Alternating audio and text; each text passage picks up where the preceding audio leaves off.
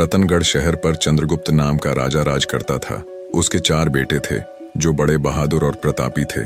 उसके सब बेटों में बड़ा बेटा मदन सेन सबसे वीर और सुंदर था। मदन सेन की पत्नी का नाम चंद्रप्रभा था। वह भी बेहद सुंदर थी। वह अपने समान सुंदर किसी दूसरी स्त्री को न समझती थी। चंद्रप्रभा हर काम में होशियार थी। गाना भी उसे खूब आता था।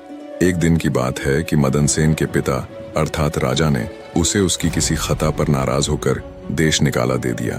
राजा का हुक्म सुनकर जब चिंतित मदन सेन महल में आया तो मदन सेन को उदास देखकर उसकी पत्नी ने पूछा, आज आप उदास क्यों हैं? मदन सेन बोला, अब तुमसे क्या कहूँ, आज पिताजी ने मुझे 12 वर्ष के लिए देश निकाला दे दिया है, इसीलिए मैं तुमसे विदाई मांगने आया हूँ।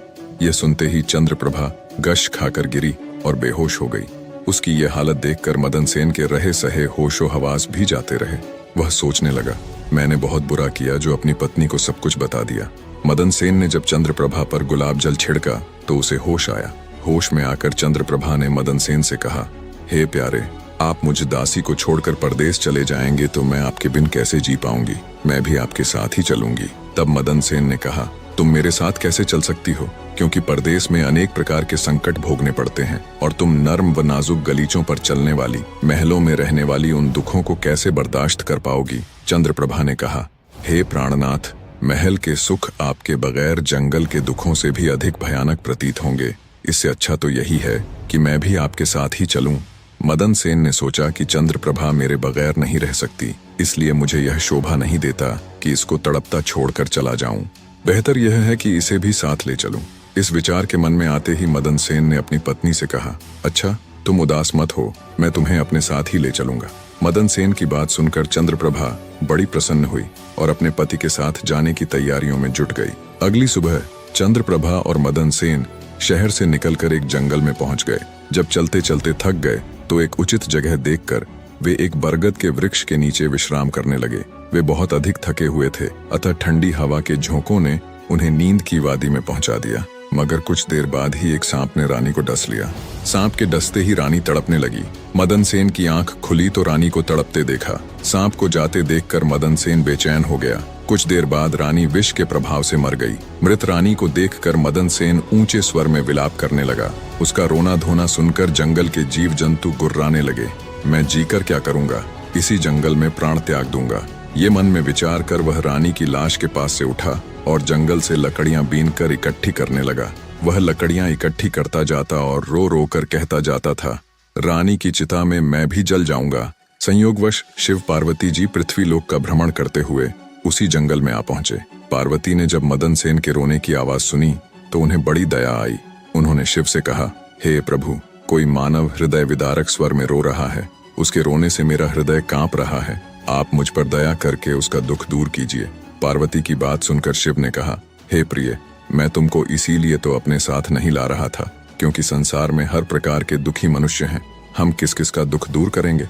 तब पार्वती ने कहा, हे स्वामी, कुछ भी हो, इसका दुख तो आपको अवश्य ही दूर करना पड़ेगा। पार्वती की बात सुनकर भगवान शिव माता पार्वती को अपने साथ लेकर वहां आए जहां मदन सेन करुण विलाप कर रहा था। शिव ने मदन सेन से पूछा, तू क्यों रोता है? तुझको क्या दुख है?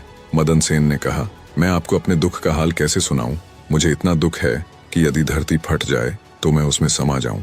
मदन सेन की बात सुनकर भगवान शिव को दया आ गई और उन्होंने उससे कहा, तू हमसे बता कि तुझे क्या दुख है? तब मदन सेन ने कहा, महाराज, मैं रतनगढ़ के राजा चंद्रगुप्त का बेटा हूँ। मेरे पिता ने मुझको देश निकाला दे दिया, इसलिए मैं और मेरी पत्नी इस जंगल में आ गए। यहाँ आकर मेरी पत्नी सर्प के डसने से मर गई। अब उसका विरह मुझसे सहन नहीं हो रहा है, इसलिए मैं लकड़ियां एकत्र कर रहा हूँ ताकि अपनी प्यारी पत्नी के साथ ही जल मरूं।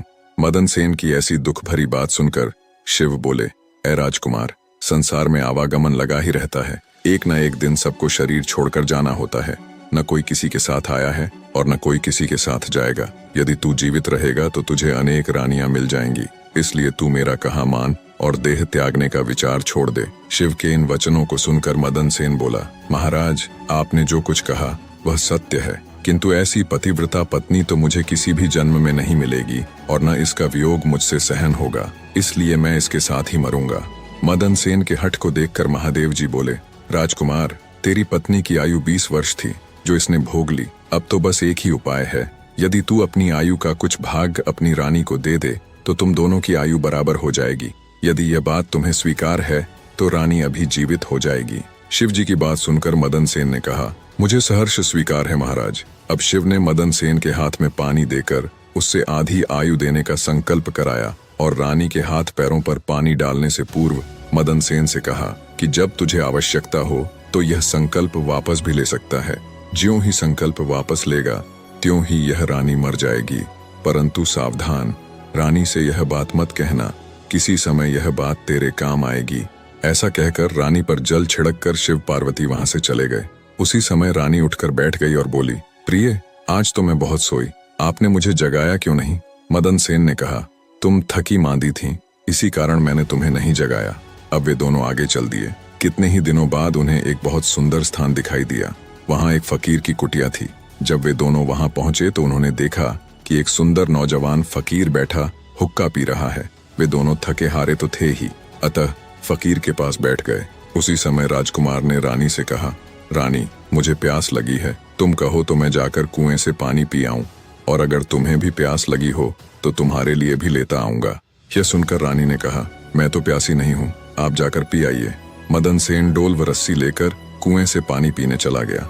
उधर मदन सेन पानी पीने गया, इधर चंद्रप्रभा और फकीर की निगाहें चार हो गईं। वह फकीर से बोली, फकीर साहब, आप तो यहाँ बड़े ऐश में रहते हैं। फकीर बोला, तुम भी यहाँ रहो और ऐश करो। चंद्रप्रभा कहने लगी, फकीर साहब, आपके साथ रहने को दिल तो कर रहा है, मगर मेरा पति मेरे साथ है, इसलिए मैं आपके साथ किस प्रकार रह सकती हूँ? फकीर ने कहा, किसी तरह अपने पति को कुएं में धकेल दो, फिर हम ऐश करेंगे। फकीर की बात सुनकर चंद्रप्रभा ने कहा, अच्छा, मैं ऐसा ही करूंगी। तभी मदन सेन पानी पीकर रानी के पास आया तो रानी कहने लगी, मैं भी प्यासी हूँ, मुझे भी पानी पिला लाओ। तब मदन सेन ने कहा, मैंने तुमसे पहले ही पूछा था, तब तुमने मना कर दिया था। खैर, अगर तुमको प्यास लगी है तो मैं अभी पानी लेकर आता हूँ। जब मदन सेन पानी लाने चलने लगा तो रानी कहने लगी, मैं भी तुम्हारे साथ चलती हूँ। फिर वह भी उसके साथ चल पड़ी। बेचारा मदन सेन तो उसके प्रेम में पागल हुआ पड़ा था। उसे नहीं मालूम था कि यह मेरे प्राण लेने चल रही है। जब मदन सेन कुएं पर जाकर डोल भरने लगा तो रानी ने पीछे से उसे धक्का देकर कुएं में गिरा दिया और खुद उस फकीर के पास आ गई। वह फकीर रानी को लेकर वहां से चलता बना और दोनों एक बड़े शहर में जाकर आनंद से रहने लगे। उस फकीर ने चंद्रप्रभा को थोड़े ही दिनों में ऐसा नाचना गाना सिखाया कि उसके समान नाचने वाली कोई नृत्यांगना उस शहर में दूसरी न थी। वह सारे नगर में प्रसिद्ध हो गई। इस प्रकार रानी के नाचने गाने के कारण वह फकीर लाखों रुपये का मालिक हो गया। रानी उस फकीर के साथ बड़े ऐश से रहने लगी। जिस समय रानी ने मदन सेन को कुएं में धकेला था, दैव योग से एक जंजीर जो कुएं में लटकी हुई थी उसके हाथ में आ गई। मदन सेन उसको पकड़कर कुएं में लटक गया और ईश्वर को याद करके सोचने लगा कि मैंने रानी को जीवन दान दिया और रानी ने मेरे साथ यह विश्वासघात किया। क्या यही मेरे प्यार की सजा है? उसी दिन बंजारों का एक काफिला उस स्थान पर आकर ठहरा। एक बंजारा बाल्टी और रस्सी लेकर कुएं पर पानी भरने आया। जब उसने बाल्टी कुएं में डाली तो मदन सेन ने बाल्टी को पकड़ लिया। तब उस बंजारे ने पूछा, कुएं में कौन है? मदन सेन ने कहा, भाई, मैं आफत का मारा एक इंसान हूँ, ईश्वर के लिए मुझको बाहर निकाल कर मेरी जान बचाओ। बंजारे को दया आ गई और उसने मदन सेन को कुएं से निकाल लिया और पूछा, हे भाई, तुम कौन हो? इस कुएं में कैसे गिरे? मदन सेन ने शुरू से लेकर आखिर तक सारा वृतांत बंजारे के सामने कह सुनाया। बंजारा उसकी नेकी और रानी की करतूत सुनकर अफसोस करते हुए बोला, त्रिया चरित्र जाने नहीं कोय, खसम मार कर खुद सती होए। यह कहकर बंजारे ने मदन सेन को सीने से लगा लिया और बोला, तुम किसी प्रकार की कोई चिंता न करो, भगवान बड़ा कारसाज है, वह सब भला करेगा। अगर चाहो तो तुम हमारे लश्कर में हमारे साथ रह सकते हो। मदन सेन ने उसके साथ रहना स्वीकार कर लिया। संयोगवश बंजारों का वह लश्कर कुछ दिनों के बाद उसी शहर में आया जिसमें रानी चंद्रप्रभा फकीर के साथ रह रही थी। उस शहर को देखकर मदन सेन ने बंजारे से कहा, भाई, मेरी इच्छा कुछ दिन इस शहर में रहने की है, यदि आपकी आज्ञा हो तो कुछ दिन मैं इस शहर में बिता लूं। मदन सेन की बात सुनकर बंजारा बोला, तुम्हारी जैसी मर्जी हो, मुझे कोई आपत्ति नहीं है। मदन सेन बंजारे से विदा लेकर शहर में किसी काम की तलाश में घूमने लगा। कुछ दिनों बाद उसकी मेहनत रंग लाई और उसे एक बड़े व्यापारी के यहाँ नौकरी मिल गई। वह व्यापारी के यहाँ रहने लगा और बड़ी लगन और परिश्रम से अपने कर्तव्य का निर्वाह करने लगा। मदन सेन की कर्तव्य निष्ठा और परिश्रम को देखकर उसे अपने यहाँ मुनीम बना लिया। अब मदन सेन के दिन चैन से गुजरने लगे। एक दिन उस नगर के राजा के यहाँ चंद्रप्रभा के नृत्य का आयोजन हुआ। राजा ने शहर के तमाम बड़े व्यापारियों और सेठ साहूकारों को अपने यहाँ इस नृत्य का अवलोकन करने को आमंत्रित किया। जिस दिन चंद्रप्रभा का नृत्य था, शहर के सब व्यापारी और सेठ साहूकार राजा के यहाँ पहुँचे। मदन सेन ने भी रानी के नृत्य और गायन की बड़ी तारीफ सुन रखी थी। उसने अपने मन में सोचा कि इस नर्तकी का नृत्य अवश्य देखना चाहिए। यही सोचकर मदन सेन भी राजा के यहाँ जा पहुंचा। रानी चंद्रप्रभा साज श्रृंगार करके नृत्य करने के लिए खड़ी हो गई। उस समय वह अप्सरा के समान सुंदर नजर आ रही थी। मदन सेन अपने मालिक के पास बैठा था। रानी ने नृत्य शुरू किया और एक ठुमरी उसने उस महफिल में गाई। चंद्रप्रभा ने ऐसे कई राग बड़े ही सुंदर ढंग से अपनी सुरीली आवाज में गाए। उसे सुनकर महफिल के सब लोग वाह वाह करने लगे। राजा से लेकर प्रजा तक सबने उसे ढेरों इनाम दिए। मदन सेन ने भी अपने हाथ की अंगूठी, जिसमें हीरा जड़ा हुआ था, उतारकर रानी चंद्रप्रभा को भेंट कर दी। रानी चंद्रप्रभा ने अंगूठी को पहचान लिया और मन ही मन कहने लगी, बड़ा गजब हो गया, जो यह कमबख्त अब तक जिंदा है और यहाँ आ पहुंचा है। अब यह मुझे जिंदा नहीं छोड़ेगा। अब तो कुछ ऐसा उपाय करना चाहिए जिससे कि यह मारा जाए। फिर उसने अपने दिल में उपाय सोचा, इससे बेहतर और कोई उपाय नहीं हो सकता कि एक तड़पती कड़कती रागिनी गाऊं और राजा को रिझाऊं। फिर जब राजा खुश हो जाए तो राजा से इसे मरवाने की आज्ञा का वचन ले लूं। यह बात अपने मन में सोचकर रानी चंद्रप्रभा ने लचकती हुई रागिनी गानी शुरू की। रानी की इस बसंत की बहार को सुनकर राजा बहुत खुश हुआ। वह चंद्रप्रभा से बोला, हम तुझसे बहुत प्रसन्न हैं, बोल क्या मांगती है, जो मांगेगी तुझे मिलेगा। चंद्रप्रभा ने कहा, यदि आप मुझ पर प्रसन्न हैं तो पहले वचन दीजिए कि मैं जो मांगूंगी आप मुझे देंगे। चंद्रप्रभा की बात सुनकर राजा ने उसे वचन दे दिया। तब चंद्रप्रभा ने राजा से कहा, आपकी इस सभा में मेरा एक चोर है, इसी समय आप उसे मरवा दीजिए। राजा ने कहा, चोर को मेरे सामने ला। तब रानी ने मदन सेन का हाथ पकड़ा और उसे राजा के सामने ले आई। राजा ने कहा, इसे जल्लादों के हवाले कर दो। ये सुनकर जल्लाद मदन सेन का हाथ पकड़कर उसे मारने के लिए ले जाने लगे।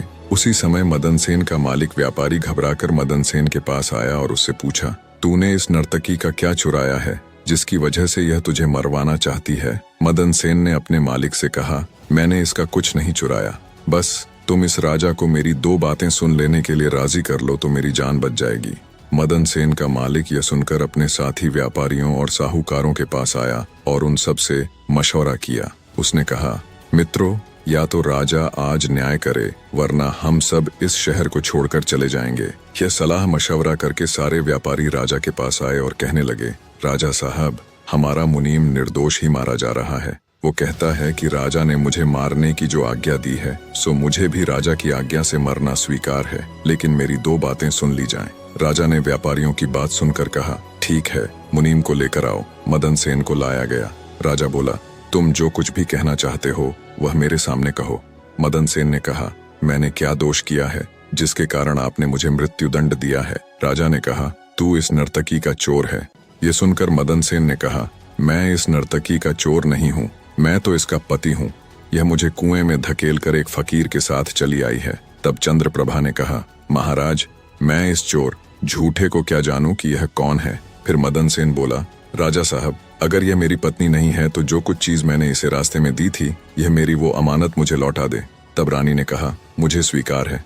मदन सेन ने कहा, अच्छा, अपने हाथ में पानी ले, मेरा तेरा न्याय इसी सभा में होगा। पानी लेकर कह कि जो वस्तु इसने रास्ते में मुझे दी थी वह मैं आज इसे वापस करती हूँ। तब रानी ने अपने हाथ में पानी लेकर कहा, जो वस्तु इसने मुझे रास्ते में दी थी वह मैं आज इसे वापस करती हूँ। यह कहकर रानी ने जैसे ही अपने हाथ से संकल्प का पानी छोड़ा वैसे ही रानी के प्राण पखेरु उड़ गए। ये देखकर सब लोग आश्चर्यचकित रह गए। राजा ने घबराकर मदन सेन से कहा, यह क्या हुआ, इसके पीछे क्या राज है, पूरी बात बताओ। तब मदन सेन ने अपने बारे में राजा को बताना प्रारंभ किया और अपने पिता द्वारा देश निकाला दिए जाने से लेकर अब तक का सारा हाल सबके सामने कह सुनाया। सारी बातें सुनकर राजा ने मदन सेन को अपने सीने से लगा लिया। मदन सेन की सच्चाई और धर्मपरायणता ने राजा का दिल जीत लिया। उसने खुश हो अपनी इकलौती पुत्री का विवाह मदन सेन के साथ कर दिया और उस फकीर को फांसी लगाने का हुक्म दिया।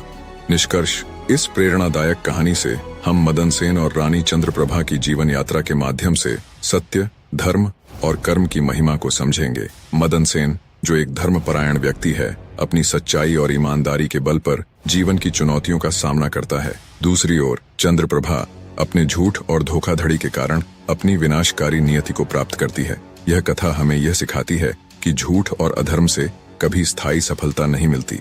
सत्य की राह पर चलने वाले को भले ही कठिनाइयां आएं, परंतु अंततः सत्य और धर्म की विजय होती है। यह कहानी आत्मविश्वास, सच्चाई और कर्म की महत्ता को दर्शाती है।